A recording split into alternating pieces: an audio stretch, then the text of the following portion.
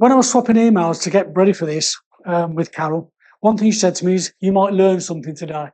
Well, I've learned loads of things, but one thing I have learned, I'm not a nervous person. I'm pretty good at presenting. Well, I'm not good, but I'm used to presenting to a lot of people. But one of the lessons I was told before I first did it was that always remember, if you're nervous, you'll know more than the people that you're presenting to. Well, I think that can be proven. That's absolute complete tosh. Because I don't think there's anybody in this room that I know more than. So you've had some real experts, now you've got a thick brummy, but bear with me on it. My route to pouch surgery is a little bit different to most of you in the room is where I'm going today, and certainly for the people I sat with lunch having with. My route is through a cancer route. I was 32 years old. My daughter was 3 months old. And I started having some bleeding. Went to the doctors, normal stuff. Oh, you've got piles. Didn't really believe it. Week later, it was still there. So I went for a second opinion. Within 3 days, I'm in hospital having an anterior section to have part of my colon removed because I've got bowel cancer. What also transpired is that one of my family heirlooms, as we call it, as a bit of a sick joke, is that I have a faulty gene called MLH1. MLH1 is Limp syndrome. It gives you predisposition to various cancers, one of which is colon cancer. So I had operation. At the time, it was a big operation. I was sliced through the stomach, a bit like, for the women in the room, a bit like having a cesarean. So a big slice through. I'm in hospital for a week or so. I'm off work for about 6 weeks, can't drive, all the normal stuff. Okay, but I'm cured, or so I believe. And I go through the normal stuff. I'm given colonoscopies and checkups for a year or so, up until 5 years. Get the all clear. Away you go and live your life. About 5 years after that, I get a second bout. Same symptoms again, some abdominal pain, and I go in and I have a second operation to remove a further part of my colon, leaving me not a lot at all, but second part, a lot quicker operation, all done by keyhole, really easy. In for a couple of days, away. Right, I'm off again thinking, great, this is brilliant, fantastic. I then have, and why I'm going to tell you this bit will become, you'll understand when I get into the later part of the story. I then had a gallbladder operation. I had my gallbladder removed. Now, normally a gallbladder operation, you go in, you're in for a couple of hours, you're home the same day, and life goes on. Unfortunately for me, they managed to nick my bile duct during the operation. So what should have been a 2-hour operation then became a 10-hour operation, and I was in hospital for 10 days. Okay. I know you'll be wondering what the hell that's got to do with anything, but it will become clear.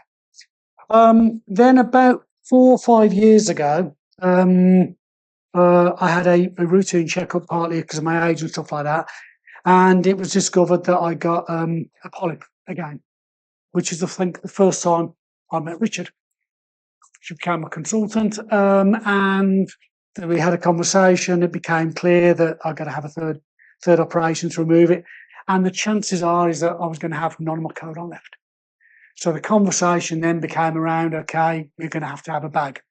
Now, I grew up in an era because of my age where bags were seen as for old people, really old people. They're people who are coming towards the end of their life and no one likes the horrible things. And me, in my ignorance, had this perception of it. So my first question, rather being the real obvious, that the smart question would be, am I going to survive? What's my life expectancy? Was, will it be permanent?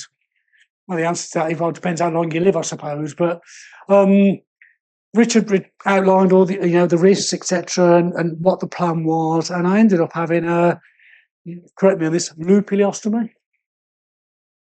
Can you remember? So we took your remaining colon out. Yeah. Did a pouch. Yeah. And a loop ileostomy. But do you want to tell them about the bit you forgot to tell me? Yeah, go on, then why not? Yeah, this pretty important bit that I forgot to tell him, was I forgot to tell him about my gallbladder operation and the problems I'd had with that. So there we are thinking, okay, it's fairly routine. The rest of my colon's going to go and I'm going to have a bag. But this will have complications, which, whether you want to explain, you're better than me on this one. So when gallbladder surgery goes wrong and there's an injury to the bile duct, what the surgeons did, so for Tim, he was having his routine gallbladder operation done in a local private hospital. It's all gone wrong. they've had to then get one of the liver surgeons from Birmingham to come down to try and bail them out. And they do something called a Roux-en-Y reconstruction.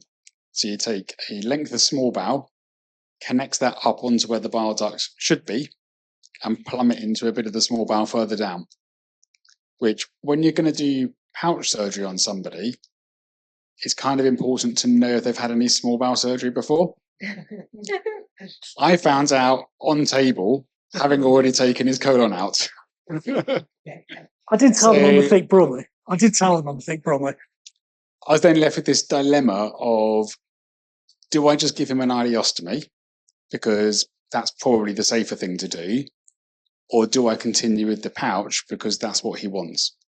So out came a sterile measuring tape. We measured up what was there.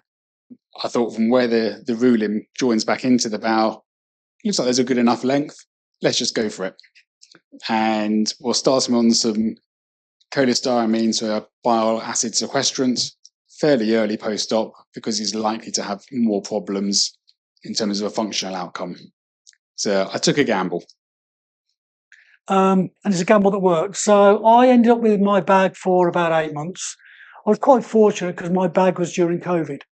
So I didn't have any of the problems that you guys have about having to go out, having to be seen in public with it.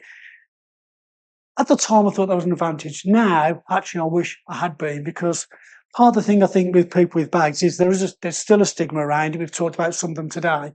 And the only way we'll get rid of that is if you're brave enough to be out and upfront with it. And I almost wish now that I hadn't had it during COVID. I wish I'd been able to go and front up, because I'm fairly confident anyway. I'm open with people, and I've been able to sort of get a message out that there's nothing to really be ashamed of. Having said that, would I have a bag or would I have a pouch? A pouch every single day of the week for loads of reasons.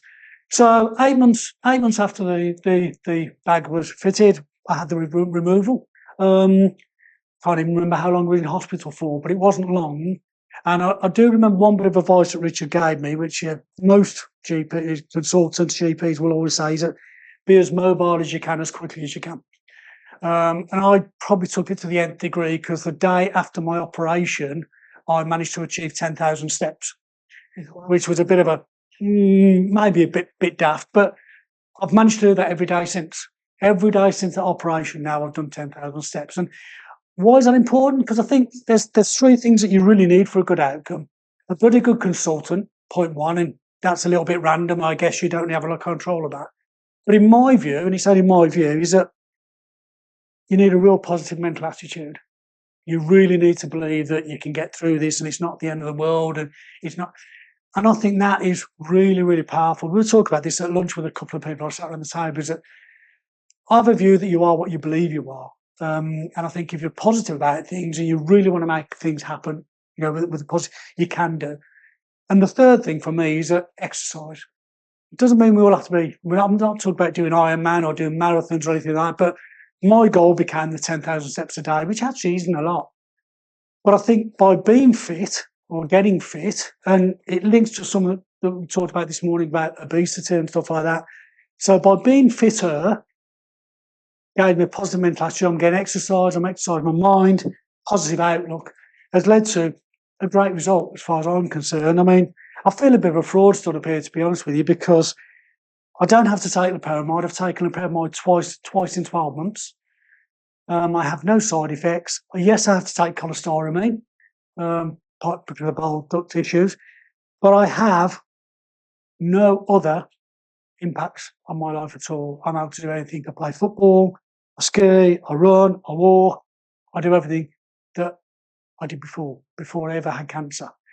And so I suppose the message is that there can be real positive outcomes. I am almost a classic example of how good it can be.